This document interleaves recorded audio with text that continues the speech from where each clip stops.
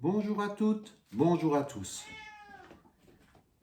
Me revoilà pour ma 7e petite vidéo. J'espère que vous êtes en forme, que vous avez la pêche. En tout cas, moi je l'ai. La pêche, il faut l'avoir. Aujourd'hui, je vais vous parler d'astuces et de conseils pour augmenter sa capacité d'emprunt dans l'immobilier. Parce que vous êtes nombreux à me poser des questions. Et en fin de compte, ce qui est important, c'est il faut rassurer son banquier. Il faut tout lui préparer et il faut savoir si jamais la banque A n'est pas d'accord, vous pouvez toujours aller voir la banque B. Dans un premier temps, il est intéressant d'avoir un apport financier. Un apport financier, soit vous l'avez déjà ou vous l'avez constitué les 3 derniers mois. Vous pouvez montrer à votre banquier comme quoi vous êtes arrivé à en économiser minimum 50 ou 100 euros par mois, uniquement pendant 3 mois. C'est important pour le banquier parce que, en fin de compte, il se rend compte que vous vous engagez. Ensuite, il faut se présenter, il faut présenter le projet que vous avez. Il ne faut pas venir les mains dans les poches pour dire, ben voilà, je veux de l'argent, je vais acheter ma maison, ma résidence principale ou location. Non, ça ne marche pas. Il faut le rassurer, le banquier. Il faut lui expliquer, c'est carrément de l'autofinancement. En quelques mots, ça veut dire que j'ai plus de loyer en fin de compte que me coûte le bien. Ça veut dire que je dégage par mois, allez, on va dire 100 ou jusqu'à 150 euros de cash flow. Donc, opération tout à fait intéressante pour le banquier et de ce fait, il n'y aura aucun problème pour que vous ayez les prêts.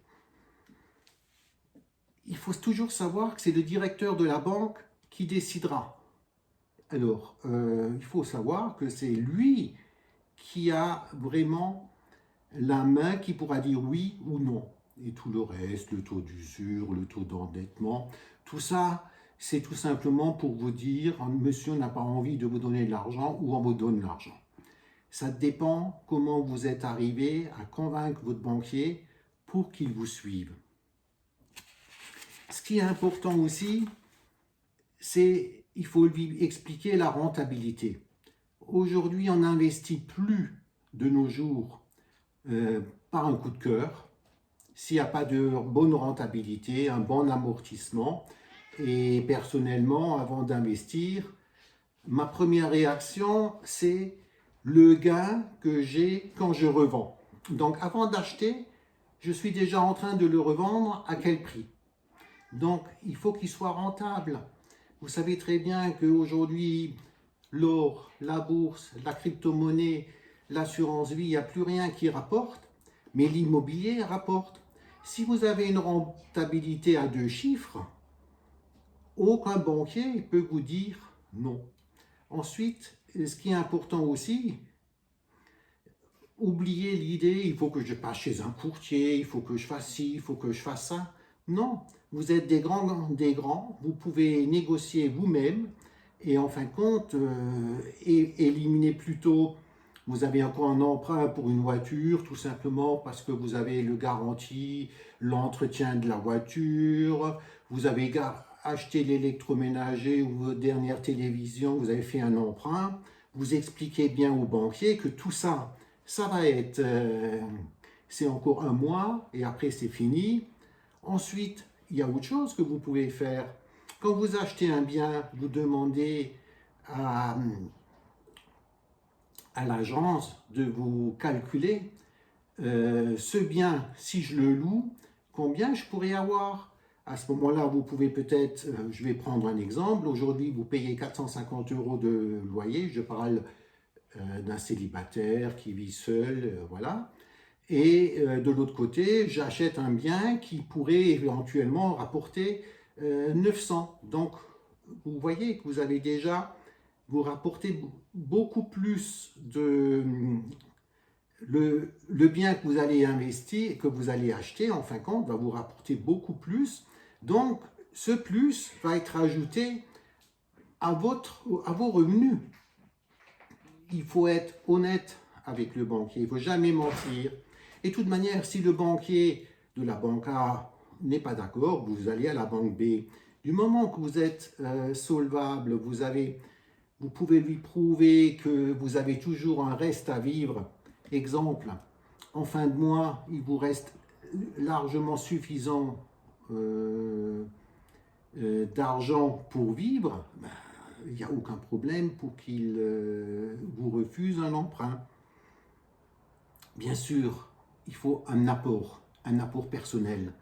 En général, on dit entre 10 à 15%, mais tout dépend si vous avez un terrain, ça dépend ce que vous achetez. N'oubliez pas, vous avez tous, les gens qui travaillent, ils ont PEE, plan épargne entreprise, mettez ce PEE sous le nez de votre banquier. Vous avez une assurance vie, vous avez un PERCO, montrez-le au banquier, parce que le banquier va dire « Ah ben celui-là, il s'est économisé quand même, il vit, donc il a du reste à vivre, il n'y a aucun problème. » Tout ça, ça va vous permettre de décrocher le oui de votre banquier. Et également, montrez à votre banquier que vous êtes un excellent gestionnaire. Vous dites le loyer, c'est ça. Comme je vous ai dit juste avant, quitte à avoir deux avis de deux agences différentes. Et à ce moment-là, j'ai parlé de le bien que vous allez acheter et vous allez le payer. Plutôt, le bien que vous allez acheter va vous ramener un loyer de 900 €.